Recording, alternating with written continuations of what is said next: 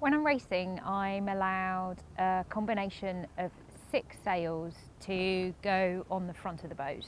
The J2 and the J3 you can see up behind me here. So there are jibs. J2 is bigger than the J3 and they tend to be permanently up, and I just roll and unroll those when I need them.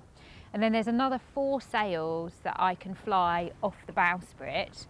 And those sails, I have to choose the right sail for conditions. So it depends on wind angle, wind strength, and also how much risk I want to take as to which sail I choose.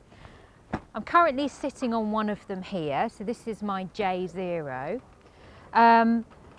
When I'm not using the sails, they get stored, furled up in a bag like this and just kind of flaked inside the bag.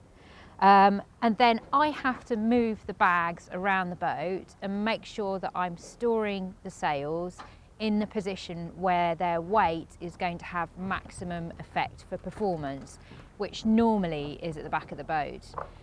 Now, every time I do a manoeuvre, I tack or jibe, the wind changes sides or the wind conditions change, part of my job is not only to change the sails, but also to move around the sails that I'm not using to maximise performance.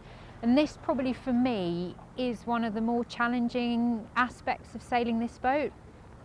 This sail I'm sitting on here weighs around 80 kilos when it's dry, and it's not dry because actually we took it out sailing last week, so I know that it's wet already, which means it's a bit heavier. The bags are quite big and bulky. Obviously this is very much bigger than me, and I'm moving it around a platform that's just bouncing around all the time. Things get stuck, and there's a huge amount of load that I have to manage without damaging my back. Most of what I'm doing is dragging. I don't really ever try and pick these up unless I'm moving them from side to side. But what I'm going to show you now is how I drag them down to the back of the boat, and then how they're attached on the back of the boat to make sure that they're secure and in the right place for performance.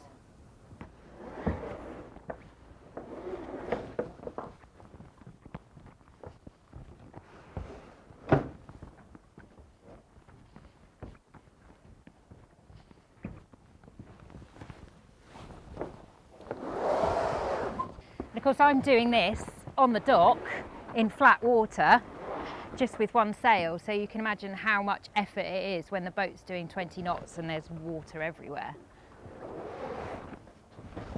Once the sails are in position, then the next job for me is to make sure they're really securely fastened, because you cannot imagine the pressure that the constant volume of water flying over the deck applies to these sails. It would be really easy to lose one over the side because the constant water flowing through them kind of loosens lashings and moves the sail around, as well as kind of adding to their weight. So it's really important I put the sails in a position where they're going to maximise performance and then strap them down hard. So to help me, I've got various lashing positions along the deck. So we've got deck loops, one inboard, one outboard, and then corresponding on the tow rail, these loops here. So what I do is pull my sail into position, take my strap, attach it to the deck, and then lie it out so it's not going to get trapped by the sail. Pull the sail into position, strap goes over the top, and we've actually changed these to have these carabiners on, which makes it a lot easier for me when I've got cold hands than trying to tie knots. Pull up on the strap and then